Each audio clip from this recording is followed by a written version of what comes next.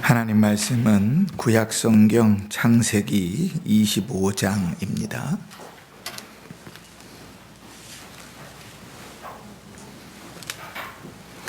23절로 26절까지 찾으신 줄 알고 제가 봉독합니다. 창세기 25장 23절입니다. 여호와께서 그에게 이르시되 두 국민이 내 태중에 있구나.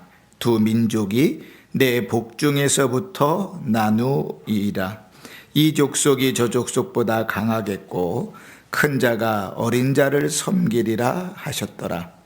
그 해산계한이 찬즉 태에 쌍둥이가 있었는데 먼저 나온 자는 붉고 전신이 털옷 같아서 이름을 에서라 하였고 후에 나온 아우는 손으로 에서의 발꿈치를 잡았으므로 그 이름을 야곱이라 하였으며 리브가가 그들을 낳을 때에 이삭이 60세였더라. 아멘. 한 주간도 평안하셨습니까? 네. 특별 새벽 기도회 한 주간 동안 하나님께서 부어주신 은혜들이 참 크고 또 예배당에 나오지 못했다 할지라도 새벽에 일어나서 한 마음으로 기도한 성도들에게도 동일한 은혜로 하나님께서 채워주셨을 줄을 믿습니다. 그 은혜로 2022년 한 해를 승리하시고 그 믿음으로 하나님의 살아계심들을 풍성히 경험하고 누리며 살아가시기를 주의 이름으로 축원합니다. 아멘. 다시 이제 창세기로 돌아왔습니다. 올해도 계속해서 특별한 때를 빼고는 창세기를 계속 강의해 가면서 은혜를 나눌 것입니다. 우리가 작년 말까지 아브라함의 신앙의 모습들을 살펴보고 자연스럽게 이제 하나님의 포커스는 아브라함에게서 이삭으로 넘어갑니다. 이제 아브라함과 이삭의 나이 차이가 몇 살 차이죠? 100살 차이죠. 그러니까 아브라함이 40에 결혼했으니까 이삭이 40에 결혼했으니까 아브라함의 나이가 140이었습니다.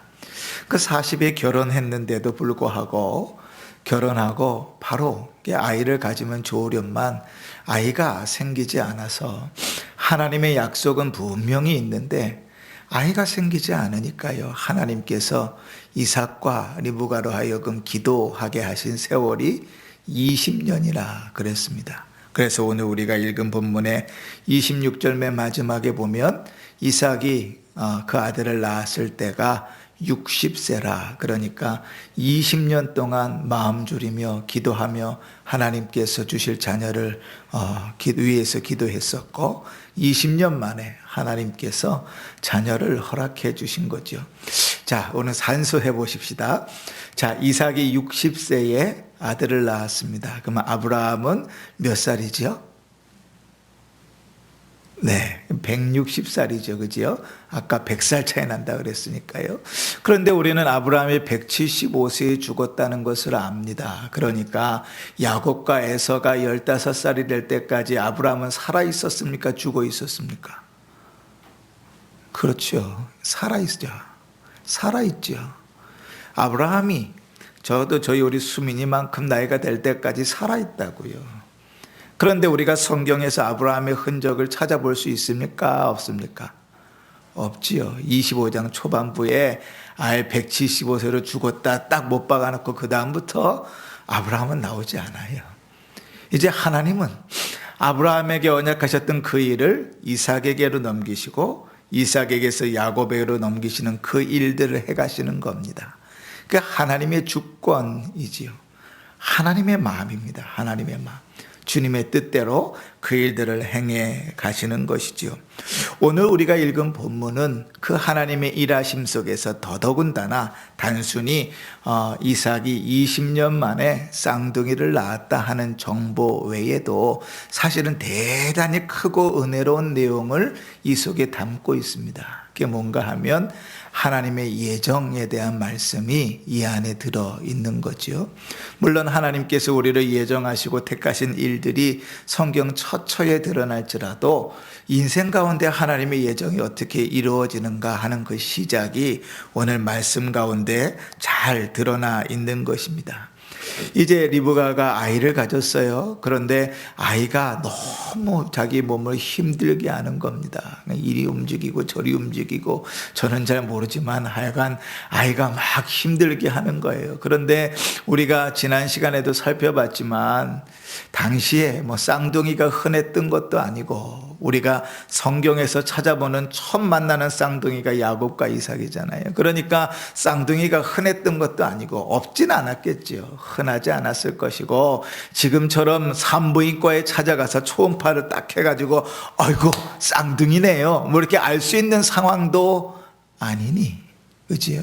리브가 입장에서는 이 뱃속에서 두 아이가 노는 이 모습이 대단히 당황스러울 수밖에 없지요. 주변의 종들이, 주변의 사람들이 아이를 갖는 모습들을 봤겠지요.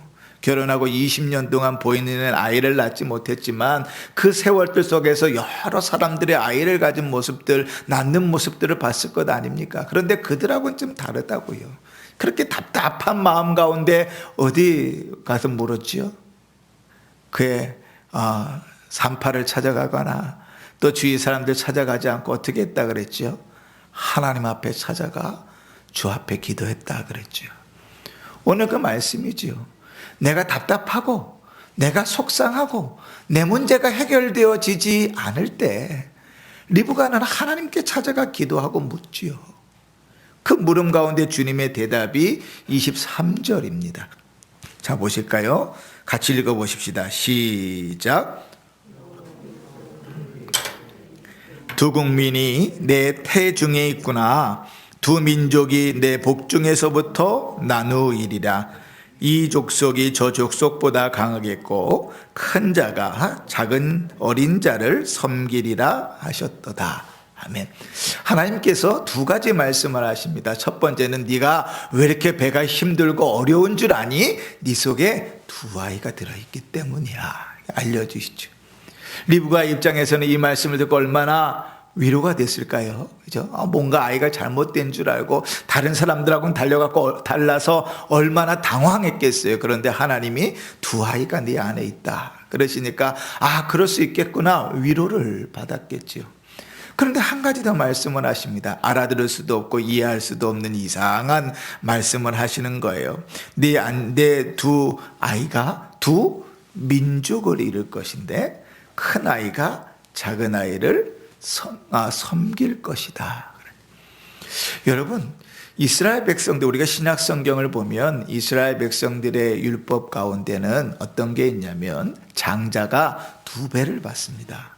유산을 받을 때. 그리고 남은 아들들이 나머지를 가지고 다 나눠 갖는 거거든요. 그런데 유대 신약 시대의 유대 사회가 아니라 훨씬 더 전, 그로부터 한 2000여 년 더 전에 지금 이 당시 고대근동의 사회에서는요 그런 법도 명확하지 않습니다. 고고학의 내역들을 찾아보면 그때 당시에는 장자가 다 갖는 거예요. 아버지의 대를 이어서 장자가 다 갖는 겁니다. 우리나라 민족만큼이나 히브리인들은 그 장자가 대단히 중요한 민족이고, 그래서 그 모든 재산을 장자가 다 물려받는 거예요. 그들에게 있어서 차자가 그 재산을 다 물려받고 장자가 차자를 섬긴다는 것은 있을 수 없는 일입니다. 그런데 하나님께서 그것을 선언하시는 거죠. 큰 자가, 장자가 차자를 섬길 것이다 이렇게 말씀하세요. 그것도 참 놀라운 일인데 오늘 하나님께서 이 말씀 가운데서 그 하나님의 일하심들을 보여주시는 것이죠. 자, 그 말씀을 저는 리브가는 이해를 했을까요? 아니요. 그 이해가 되기가 참 어려운 말씀입니다. 마치 그 아이들이 태어나서 모든 것을 본 것처럼 하나님께서 지금 말씀하고 계시잖아요. 그런데 이 말씀이 하나님의 예정과 관계되어져 있습니다. 자, 우리가 하나님께서 갈대우를 위해서 아브라함을 부르실 때 아브라함을 부르셔서 내가 너로 복의 근원이 되게 하겠다 그랬죠.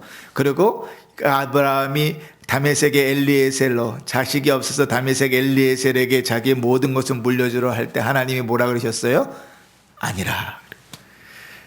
사라와 함께 그종 하갈을 통해서 이스마엘을 낳고 나서 이스마엘에게 다 물려주려고 할 때 하나님 뭐라 그러셨어요? 아니라. 이삭에게 물려주겠다 그렇게 말씀하셨죠.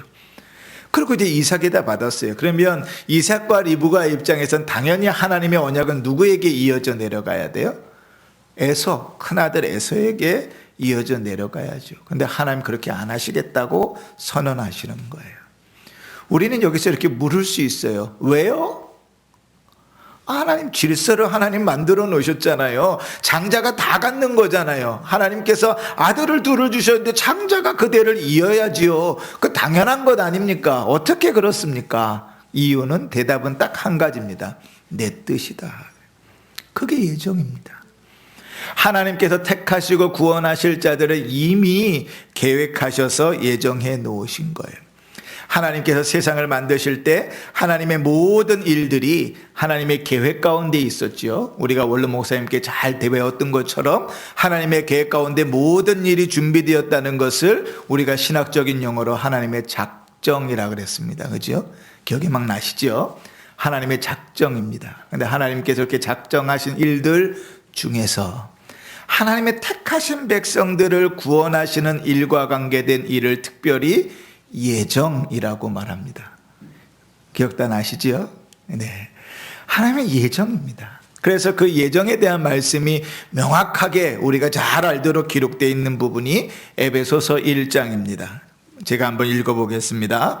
에베소서 1장 4절 5절에 곧 창세전에 그리스도 안에서 우리를 택하사 우리로 사랑 안에서 그 앞에 거룩하고 흠이 없게 하시려고 그 기쁘신 뜻대로 우리를 예정하사 예수 그리스도로 말미암아 자기의 아들이 되게 하셨다.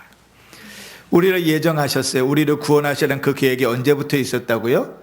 그렇죠. 세상을 만들기 전부터. 그리고 그 일들을 하나님께서 구체적으로 우리를 부르시고 구원하는 일들을 언제 행하십니까? 우리가 이 땅을 살아가는 동안에. 똑같이 그 말씀이 지금 야곱과 에서에게도 적용되는 거예요. 오늘 우리가 읽은 말씀을 로마서 9장에 이렇게 표현합니다. 그 자식들이, 이 자식들은 야곱과 에서입니다. 야곱과 에서가 아직 나지도 아니하고 무슨 선이나 악을 행하지도 아니한 때에 택하심을 따라 되는 하나님의 뜻이 행위로 말미암지 않고 오직 부르시는 이로 말미암아 서게 하려 하사. 이렇게 기록되어 있습니다. 아직 나지도 않았는데 하나님의 행하실 일들은 이미 다 계획되어져 있고 선언되고 있는 것이죠. 이게 하나님의 예정입니다. 그럼 에서와 야곱 가운데 그 예정이 어떻게 이루어지는가를 한번 보십시다. 먼저 에서에 대한 설명들을 봅시다. 자, 24절입니다. 그 해산계한이 찬즉 태에 쌍둥이가 있었는데 먼저 나온 자는 붉고 전신이 털옷 같아서 이름을 에서라 하였다. 이렇게 써 있습니다. 자, 에서의 모습이 어떻게 표현되어져 있죠? 에서의 모습이 붉고 전신이 털옷 같다. 다시 표현하면 우리식으로 쉽게 표현하면 온몸에 털이 난 거예요. 그죠? 요즘은 아이들이 태어나면 머리카락을 이렇게 많이 가지고 태어나잖아요. 근데 옛날에는 사실은 머리카락 가지고 이렇게 태어나는 아이들이 그리 많지는 않았죠. 대부분 빡빡머리로 이렇게 태어났는데 요즘은요, 어떻게 된 건지 모르지만 머리카락이 꽤 길어가지고 태어납니다. 그런데 에서는 어땠는가 하면 온몸에 털이 있는데 그 털이 수북한데 색깔이 다 무슨 색이라고요? 붉은색이라고요. 우리처럼 블랙이 아니라 레드라고요. 그래서 이름을 붉다라는 뜻의 에서라고 이름을 지은 겁니다. 마치 성인이 된 것처럼 그렇게 표현돼요. 그리고 계속 이어서 나오는 에서에 대한 묘사를 보면 에서는요 대단히 크고 힘세고 늠름한 남자로 표현이 됩니다. 그죠? 그래서 사냥하는 자로, 야생적인 사람으로, 대단히 힘 있는 사람으로 표현되고 있지요. 반대로 야곱은 어떻게 표현되고 있습니까? 야곱은 이렇게 표현됩니다. 야곱에 대한 첫 표현은 그가 앞에 나오는 형의 발꿈치를 잡았다, 이렇게 표현됩니다. 산부인과 의사들이 그래요. 의학적으로는 대단히 드문 경우다 그래요. 쌍둥이가 나오면서 바로 그 다음 아이가 나오는 경우는 거의 없다 그러지요. 그런데 이 쌍둥이는 앞에 나온 형의 발 뒤꿈치를 잡고 나왔어요. 그래서 발 뒤꿈치를 잡았다는 뜻의 야곱이라는 이름을 지었습니다. 야곱의 뜻은 발 뒤꿈치를 잡다, 이런 뜻이에요. 그런데 여러분, 우리가요, 우리나라 말에 이런 거 있잖아요. 아이고, 저 사람이 그 사람 발목을 잡았어, 그렇게 얘기하면 발목을 잡았다는 얘기입니까? 아니면 그 사람의 약점을 잡았다는 얘기입니까? 다시 얘기해 볼게요. 이거 제가 이게 좀 직접적으로 이해하기 쉽게, 이 목사님이 우리 성황제 발목을 잡았어, 그렇게 얘기하면 다 내려가가지고 발목을 이렇게 손으로 잡았다는 얘기입니까? 아니면 목사님이 성황제의 약점을 잡았다는 얘기입니까? 그렇죠, 후자죠. 그죠? 한국말은 그런 의미들이 있죠. 똑같습니다. 히브리 말의 발 뒤꿈치를 잡았다는 것은 속여 넘기다, 속이다, 이런 뜻입니다. 그러니까 야곱이 나면서 발 뒤꿈치를 잡았는데, 발 뒤꿈치를 잡고 나왔다고 야곱이라고 이름을 지었는데, 그 야곱이라는 이름의 의미는 무엇인가 하면 속이는 사람이라는 말이에요. 그 야곱의 인생을 보십시오. 그의 인생은 평생을 속고 속이는 인생입니다.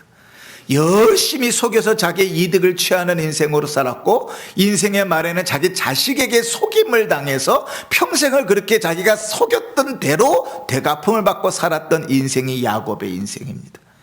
그래서 하나님께서 뒤에요, 그 야곱, 그 속이는 자라는 이름이 하나님의 백성의 이름답지 않으니까 이름을 바꾸어 주시잖아요. 뭘로 바꿔 주시죠? 그렇죠, 이스라엘이라고 이름을 바꿔 주십니다. 이스라엘은 무슨 뜻이죠? 하나님과 싸워서, 겨루어서 이겼다, 이런 뜻입니다. 그런데 우리가 이제 늘 자간과 행간을, 의미를 잘 읽어야 돼요. 하나님과 싸워서 이길 수 있는 사람이 있습니까, 없습니까? 없어요. 그런데 하나님과 싸워서 이겼다고 이스라엘이라고 이름을 지어주셨다고 하면 그 의미는 반대로 이런 뜻입니다. 하나님께서 내가 너에게 져주겠다, 너에게 복을 주겠다, 내가 너에게 져주겠다는 거예요. 여러분, 아버지하고 자식하고 씨름을 하면 누가 이겨요? 안 해보셨어요? 엄마든 아빠든 자식하고 씨름하면 누가 이겨요? 100이면 100, 몇 번 다, 100이면 100 다 누가 이겨요? 그 자식이 이기죠, 당연히요. 그러니까 아버지가 이길 힘이 없어서 집니까? 아니요, 져주는 거죠, 져주는 거죠. 그래야 재밌지요. 그래야 서로 기쁘지요. 그래야 즐겁죠. 자식하고 씨름해가지고 자식이 벌쩍 들어갖고 딱 내팽개치면 그 다음부터는 자식은 절대로 아버지하고 씨름하자는 얘기 안 해요. 그러나 부모와 자식이 씨름하면 늘 누가 이겨요? 자식이 이기는 겁니다. 왜요? 부모가 져주니까. 하나님이 야곱의 이름을 이스라엘이라고 바꿔주시는 이름은 내가 너에게 언제나 져주겠다는 거예요. 내가 언제나 너의 편이 되겠다는 거예요. 내가 언제나 너에게 져줘서 너를 위하여 내가 있겠다고 주님 말씀하시는 거죠. 속이는 자로 사는 게 아니라 내가 너의 편이 될 것이니 나와 함께 사는 자로 나의 대를 이어서 자가 되게 하겠다는 거예요.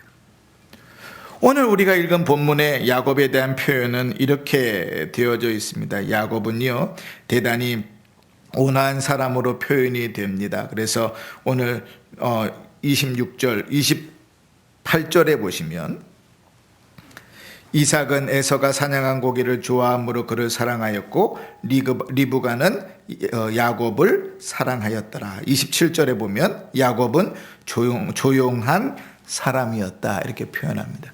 조용한 사람이라는 원래 그대로의 의미는 대단히 온화한 사람이라는 뜻입니다. 그런데 오늘 본문에서는 야곱에 반대해서 쓰이는 거예요. 야곱은 대단히 늠름하고 남자답고 힘있고 모든 조건을 다 갖춘, 다시 말하면 이제 이삭을 이어서 하나님의 언약의 대를 이을 만한 사람이라고 생각하는 거죠. 그거에 전혀 반대되는 사람이 야곱이었다는 거예요. 자, 겉으로 보기에는 야곱과 에서 중에 누가 더 하나님의 언약을 이어갈 만한 사람처럼 보입니까? 에서가. 그죠, 에서가. 누가 봐도 에서가 그것을 이어갈 만한 사람이지요. 근데 하나님은 뭐라고 선언하셨지요? 작은 자가 큰 자를 섬길 것이다. 이 말씀 가운데 아주 귀중한 진리가 숨어 있습니다. 첫 번째, 에서의 어떠함으로 하나님의 은혜를 입는 것이 아니다. 구원을 얻는 것은 에서가 가지고 있는 그 늠름함과 남자다움과 힘이 있음으로 얻어진 것이 아니라는 거예요. 두 번째, 반대로 야곱이 은혜를 입어 하나님에 대해 이삭을 이어서 하나님의 은혜의 언약을 이어가는 것은 야곱이 그럴 만해서 자격이 있어서도 아니라는 거예요. 그러면 이 말씀을 우리에게로 직접 적용해 볼까요? 하나님께서 우리를 창세전에 택하시고 구원하셔서 이렇게 예배 자리에 나와서 예배 드릴 때에 우리가 구원받은 그 이유가 우리에게서 구원받을 만한 자격이 있기 때문일까요? 아니요. 아니라고 말씀하시는 거예요. 하나님께서 택하신 그 은혜를 따라, 하나님의 사랑하시는 그 사랑을 따라 그렇게 행하셨다는 거예요. 그래서 말라기 1장에 보면 이렇게 말씀합니다. 내가 야곱을 사랑하였고 에서를 미워하였다. 바울이 로마서에서 그대로 인용해서 씁니다. 마치 하나님께서 야곱을 사랑하였고 에서를 미워하였다 함과 같으니라. 주께서 우리를 택하여 부르신 일은, 하나님의 거룩하신 예정은 우리 어떠함에 달려있지 않아요. 우리가 신앙생활을 잘해서, 우리가 신앙생활을 못해서, 우리가 믿음으로 살아서, 우리가 믿음으로 살지 못해서, 우리의 천성이 착해서, 우리의 천성이 악해서 주 앞에 구원을 받고 버림받은 것이 아니라는 거예요. 그럼 어떻게 구원을 얻었다고요? 하나님의 주권으로. 우리는 그것을 이렇게 표현합니다. 은혜라. 은혜라. 우리가 이 자리에 나와서 예배 드리는 것도 은혜라. 우리가 구원받은 것도 은혜라. 나에게서 아무런 자격을, 그 흔적들을 찾아볼 것이 없다고요. 이제 우리가 그 다음부터 읽으면서 야곱의 행적들을 찾아볼 텐데, 야곱은 정말 치사하고 비열한 사람입니다. 그의 인생 자체가 그래. 어떻게 하나님 저런 자에게 하나님의 은혜의 언약들을 이어가실까 할 정도로 그 인생이 아주 야비하고 비열합니다. 근데 그가 처음으로 도망가다가 지형도 속이고 아버지도 속이고, 그리고 도망가다가 하나님을 만나죠. 하나님 그렇게 그 인생 가운데서 그를 만나주심으로 조금씩 믿음으로 주님 앞에 돌아오도록 하시는 것입니다. 그러니 우리의 삶 속에서 하나님께서 우리를 예정하시고 구원하신 일들은 끝까지 가봐야 합니다. 알 수 없어요. 그러나 동시에 우리에게 주시는 은혜는 뭐냐면, 우리의 삶 속에서 하나님은 크고 작은 일들을 경험케 하시면서 우리를 만나주시고, 우리 가운데 역사하시고, 우리의 믿음을 자라게 하시고, 우리를 아버지께로 이끌어 가십니다. 그게 신앙입니다. 그게 주님과 관계 있는 일이든 교회와 관계 없는 일이든지 간에 하나님은 그렇게 우리 가운데 역사해 가시는 거예요. 때로는 얻어맞기도 하고, 때로는 하나님께서 심하게 내리치시기도 하시고, 때로는 정신 못 차릴 도록 밀어넣기도 하시고, 때로는 기쁨으로, 때로는 즐거움으로, 때로는 슬픔으로 우리 가운데 경험되는 일들 속에서 우리를 하나님 앞에 조금씩 더 가까이 가게 하시는 것이죠. 야곱과 에서에 관한 말씀을 계속 상고하면서 하나님의 예정이 얼마나 은혜롭고, 그 예정하심이 우리 가운데 이루어지는 일들이 얼마나 복된 것인지를 계속 발견할 수 있을 것입니다. 오늘 말씀 가운데서 다시금 우리가 확인하기를 원하는 것은 우선적으로 첫 번째로 내가 구원받은 것이 전적으로 하나님의 은혜라는 사실을 다시금 고백할 수 있기를 바랍니다. 그 고백에서 떠나면 우리에게 남는 것 아무것도 없습니다. 우리가 하나님의 은혜로 구원받았다는 사실을 망각한다면 우리가 주님 앞에 예배하는 그것조차도 온전한 예배일 수 없습니다. 우리가 이번 주부터 지난주부터 수요일마다 이제 예배에 대해서 쭉 말씀을 올해는 상고해 갈 텐데, 지난 수요일날 우리가 예배에 대해서 말씀을 나누면서 그랬어요. 예배는 예의를 갖추어 절하는 것이다. 하나님 앞에 예배 드리겠다고 왔는데 예의 없이 나오는 사람들이 너무 많다. 그치? 세상 민족들마다 사람들마다 예의를 표현하는 방식들은 다를 수 있으나 사람이 사람을 대할 때 그 마음속에 예의 없이 그 사람을 대하는 것을 상대방이 안다면 절대로 그 사람하고 관계를 맺지 않습니다.